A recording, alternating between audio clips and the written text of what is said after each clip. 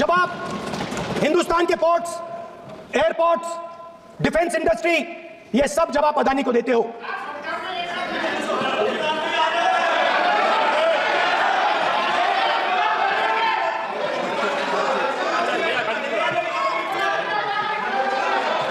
हिंदुस्तान के सारे जो फेयर प्ले बिजनेसेस हैं, जो ईमानदारी से काम करते हैं, आप उन सब का अंगूठा काटते हो जब आप अदानी की मदद करते हो। कॉन्स्टिट्यूशन में लैटरल एंट्री कर आप हिंदुस्तान के युवाओं का, पिछड़ों का, गरीबों का अंगूठा काटते हो। Thank you, Speaker Sir, for letting me speak today on the Constitution. Speaker Sir, in my last few speeches, I spoke about the concept of Abhay Mudra, the concept of fearlessness, truth, and non-violence. And I showed the House,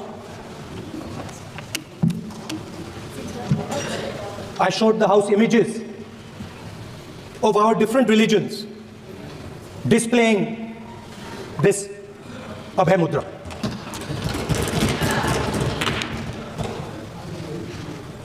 People call the Constitution the longest written constitution in the world. But the Constitution contains a set of ideas from one philosophy of our nation, one central philosophical set of ideas of our nation. When we look at the Constitution and we open the Constitution, we can hear the voice and the ideas of Ambedkar, of Mahatma Gandhi, of Jawaharlal Nehru. But where did those ideas come from? Those ideas came from an old, profound tradition in this country. Those ideas came from Shiva, from Guru Nanak, from Basavana, from Buddha, from Mahavir, from Kabir, from a list of people. So when we speak of the Constitution and we show the Constitution, of course it is a document of modern India, but it could never have been written without ancient India and her ideas. So when we look at this Constitution, we remember this list of people, all different variations on the same idea. And in front of us stand the people who follow a very different philosophical tradition.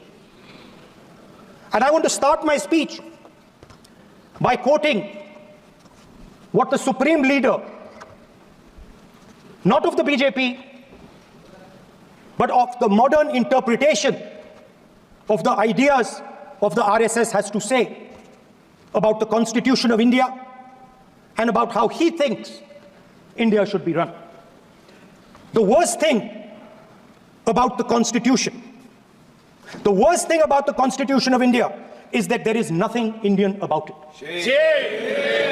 Manusmriti is that scripture which is most worshipable after Vedas for our Hindu nation, and from which our ancient times have become the basis of our culture, customs, thought, and practice. This book, for centuries, has codified the spiritual and divine march of our nation. Today, Manusmriti is law. These are the words of Savarkar. Mr. Savarkar has clearly stated in his writings that there is nothing Indian about our Constitution. He has clearly stated that the book India is run by should be superseded by this book. And this is what the fight is about. Now, it's nice that all of you are so-called defending the Constitution. But I want to ask you, do you stand by your leader's words? Yes. Do you support your leader's words? Because when you speak in Parliament about protecting the Constitution, you are ridiculing Savarkar. You are abusing Savarkar. You are defaming Savarkar. I'd like to quote also in Hindi. Bharat के संविधान के बारे में सबसे बुरी बात तो यह है कि इसमें कुछ भी भारतीय नहीं है। भारत के संविधान के बारे में सबसे बुरी बात तो यह है कि इसमें कुछ भी भारतीय नहीं है। यह आपके नेता ने कहा था, जिसकी आप पूजा करते हैं। Speaker sir, I described in my first speech the idea of a battle taking place. I described the Mahabharata, described Kurukshetra. There is a battle taking place today in India. And on this side are the defenders of the idea of the Constitution. And from each state we have one. If you ask us Tamil Nadu, we will tell you Periyar. If you ask us Karnataka, we will say Basavana. If you ask us Maharashtra, we will say Phule ji, Ambedkar ji. If you ask us Gujarat, we will say Mahatma Gandhi. आप speaker को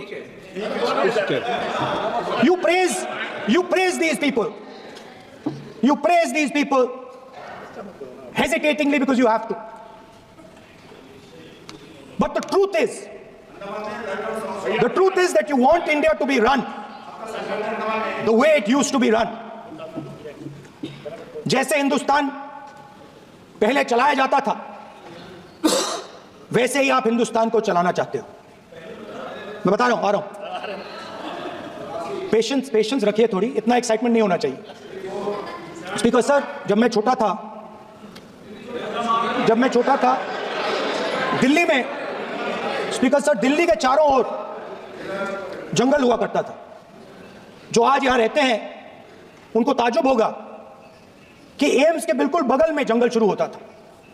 जहां railway museum है वहां पे जंगल शुरू होता था। वैसे ही जंगल में,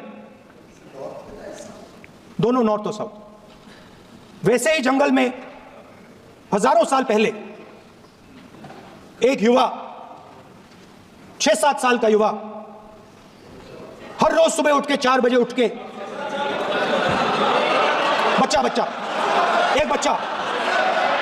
एक बच्चा, वाह बहुत बढ़िया, एक बच्चा 4 बजे उठ के तपस्या करता था।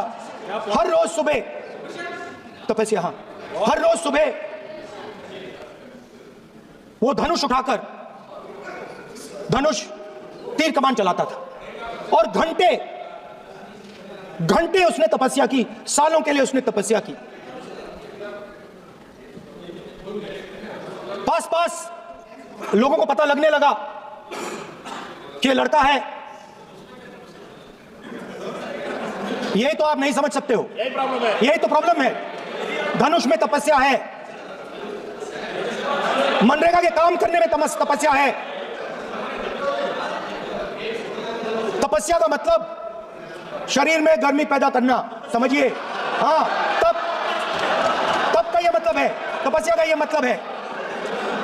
तो यह तपस्या कर रहा था, लोगों को पता लगा और वो गुरु के पास गया। लड़के का नाम एकलव्य था और वो गुरु के पास गया और उसने कहा, गुरु द्रोणाचार्य जी, मैं सालों से धनुष चलाना सीख रहा हूं, मैंने अपनी पूरी शक्ति इसमें डाली है, आप मेरी मदद कीजिए, आप मेरे गुरु बनिए। द्रोणाचार्य जी ने एकलव्य को कहा कि आप ऊंची जात के नहीं हो, आप ऊंची जात के नहीं हो, आप द्विजा नहीं हो, मैं आपका गुरु नहीं बनूंगा, यहां से तुम चले जाओ। और एकलव्य चला गया। फिर से एकलव्य ने तपस्या शुरू की, फिर से तपस्या शुरू की। कुछ साल बाद द्रोणाचार्य जी और पांडव उसी जंगल से निकले। एक कुत्ता भौंक रहा था, कहानी आपने सुनी है, सुना देता हूं। कुत्ता भौंक रहा था, अचानक कुत्ते की आवाज शांत हो गई। द्रोणाचार्य जी और पांडव पास गए और उन्होंने देखा कि तीरों के जाल में कुत्ता फंसा हुआ था, मुंह में तीर था एक, हाँ, मगर कुत्ता तीरों के जाल में फंसा था, एक तीर मुंह में थी, शांत था कुत्ता, मगर कुत्ते को चोट नहीं लगी। एकलव्य ने अहिंसा के साथ कुत्ते को शांत किया था। द्रोणाचार्य जी आते हैं और एकदम पूछते हैं, तुम्हें यह किसने सिखाया? एकलव्य जवाब देता है, द्रोणाचार्य जी, यह मैं सीखा हूं, मैंने तपस्या की है, घंटों मैंने प्रैक्टिस की है। आपने मुझे गुरु बनने से मना किया था, तो मैंने एक मूर्ति, मट्टी की मूर्ति सामने रखी और मैंने प्रैक्टिस की और मैं सीखा। द्रोणाचार्य जी खुश नहीं हुए। द्रोणाचार्य जी ने एकदम कहा, तुम्हें मुझे गुरु दक्षिणा देनी है।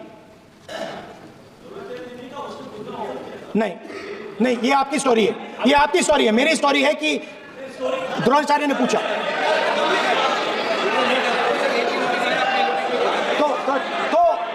तो द्रोणाचार्य जी ने, sir, PM will not speak.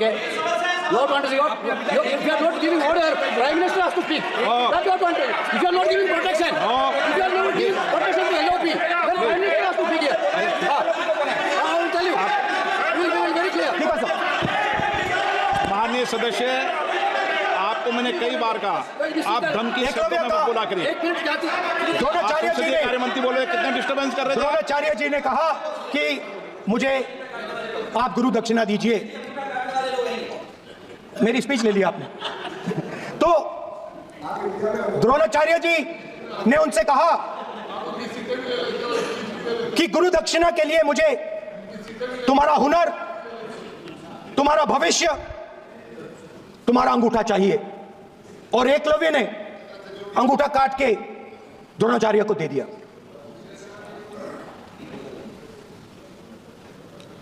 यह अभय मुद्रा है।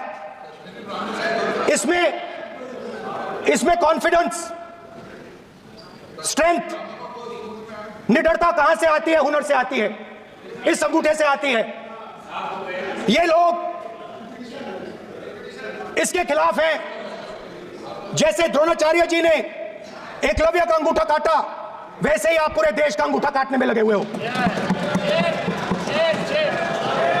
आप जैसे ही एकलव्य का, जैसे द्रोणाचार्य जी ने एकलव्य का अंगूठा काटा, वैसे ही आप हिंदुस्तान के युवाओं का, जैसे ही एकलव्य ने,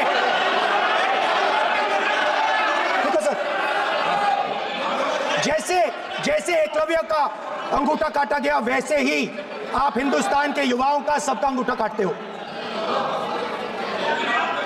जब आप अदानी जी को धारावी देते हो, तो आप धारावी के जो एंटरप्रेन्योर्स हैं, जो स्मॉल एंड मीडियम बिजनेसेस हैं, उनका आप अंगूठा काटते हो। जब आप हिंदुस्तान के पोर्ट्स, एयरपोर्ट्स, डिफेंस इंडस्ट्री, ये सब जब आप अदानी को देते हो,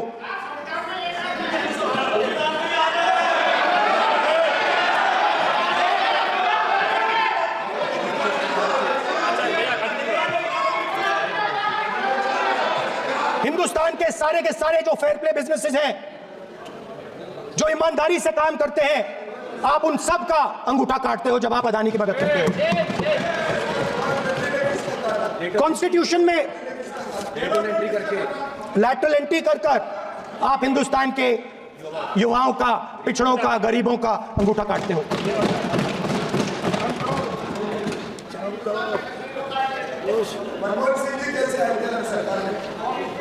सर, स्पीकर सर, जैसे एकलव्य ने प्रैक्टिस की थी, वैसे ही हिंदुस्तान के युवा सुबह उठकर 4 बजे उठकर अलग अलग एग्जाम्स की तैयारी करते हैं।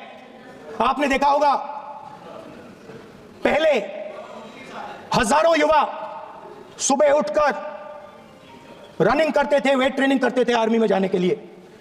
जब आपने अग्निवीर लागू किया, तो आपने उन युवाओं की उंगली काटी। जब आप पेपर लीक कराते हो, 70 बार आपने पेपर लीक करवाया है, तब आप हिंदुस्तान के युवाओं के टांग उठा काटते हो।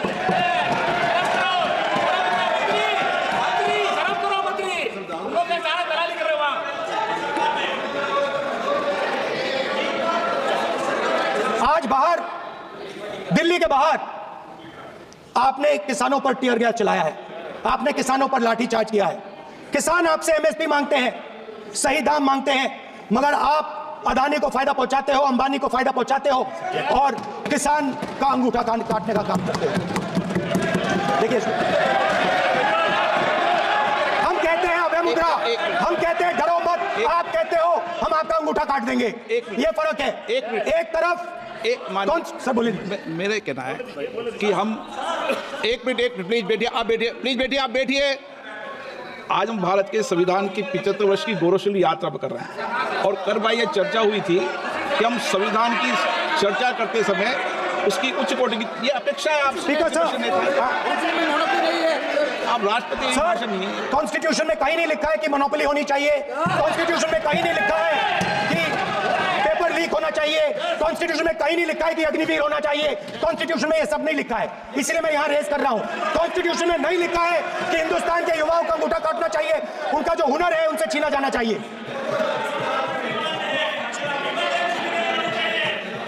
बेटा कर रहे हैं सर, 5 बजे अपनी बेटा करेंगे, अब कुछ नहीं बोलना है उसको। 5 बजे देखिएगा, 5 बजे देखिएगा क्या करते स्पीकर सर, मिलेगा। मैं कुछ दिन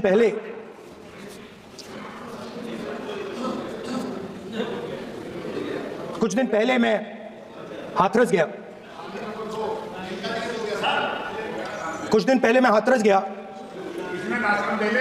हाथरस में 4 साल पहले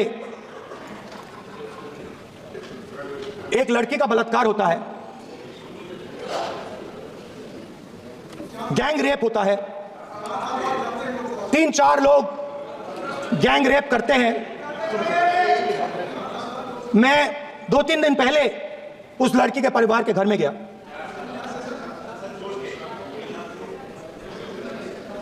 जिन्होंने गैंग रेप किया वो बाहर घूम रहे हैं और लड़की का परिवार अपने घर में बंद है। लड़की का परिवार बाहर नहीं जा सकता है।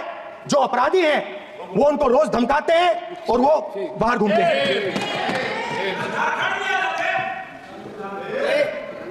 परिवार ने मुझे बताया कि बेटी का जो अंतिम संस्कार था वो भी नहीं करने दिया और चीफ मिनिस्टर ने इसके बारे में खुलकर मीडिया में झूठ बोला है। ये कॉन्स्टिट्यूशन में कहां लिखा है? ये कॉन्स्टिट्यूशन में कहां लिखा है कि जो बलात्कार करते हैं वो बाहर रहे और जिसका रेप हुआ है, जिसके परिवार, उस परिवार को बंद कर दिया जाए? कहां लिखा है कॉन्स्टिट्यूशन में? ये आपकी किताब में लिखा हुआ है, मनुस्मृति में लिखा है, मगर कॉन्स्टिट्यूशन में नहीं लिखा। और अगर आप कहते हो कि यूपी में आपका राज है और वहां पे कॉन्स्टिट्यूशन नहीं लागू होता है, वहां पे मनुस्मृति लागू हो रही है। परिवार ने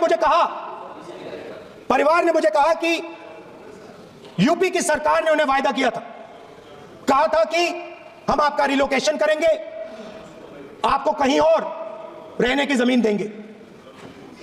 आज तक 4 साल हो गए हैं, आज तक उनका रिलोकेशन नहीं किया गया है। और हर रोज उन्होंने मुझे फोटो दिखाई, वो बाहर निकलते हैं और जिन्होंने बलात्कार किया वो धमकाते हैं उनको।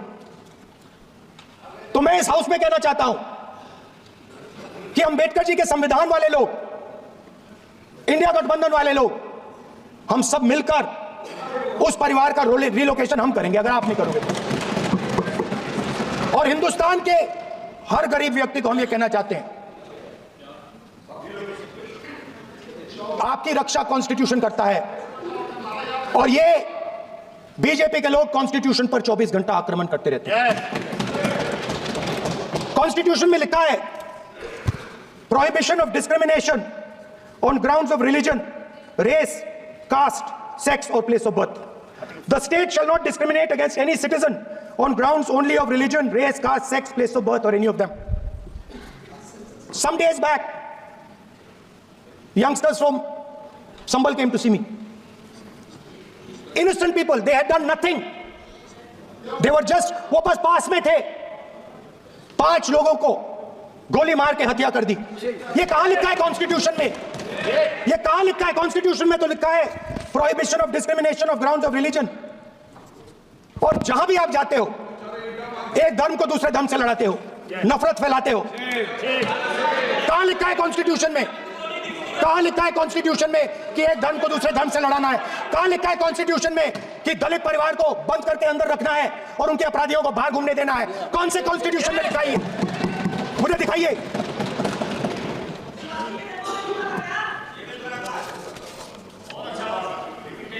स्पीकर साहब, हमने, हमारी जो विचारधारा है, इंडिया गठबंधन की विचारधारा है, वो देश में कॉन्स्टिट्यूशन लाई है। हम सब मिलकर कॉन्स्टिट्यूशन की रक्षा करते हैं। अंबेडकर जी ने कहा था, if there is political equality but no social and economic equality, political equality will be destroyed. ये अंबेडकर जी के शब्द हैं और आज ये बात सबके सामने है। पॉलिटिकल इक्वालिटी जो थी वो खत्म हो गई है। हिंदुस्तान के सारे इंस्टीट्यूशंस कैप्चर कर लिए गए हैं। सोशल इक्वालिटी नहीं रही, फाइनेंशियल इकोनॉमिक इक्वालिटी नहीं रही। इसीलिए हमारा अगला कदम जाति जनगणना होगा। हम देश को दिखाना चाहते हैं कि आपने किन लोगों का और कहां कहां अंगूठा काटा है। हम दलितों को, आदिवासियों को, पिछड़ों को, किसानों को, मजदूरों को दिखाना चाहते हैं कि आपने किस किस का अंगूठा काटा है। इसलिए जो मैंने वायदा किया था, इसी हाउस में यहां हम कास्ट सेंसस लागू करेंगे और उसके बाद हिंदुस्तान में एक नए तरीके का विकास होगा, एक नई तरीके की राजनीति होगी। जो मैंने पहले कहा था, जो आपको अच्छा नहीं लगता है, 50% रिजर्वेशन, उस दीवार को हम यहां तोड़ेंगे। 50% रिजर्वेशन की दीवार और जाति जनगणना हम यहां करा के दिखाएंगे। आपको जो कहना है कर लो, कह लो। स्पीकर सर, बहुत बहुत धन्यवाद।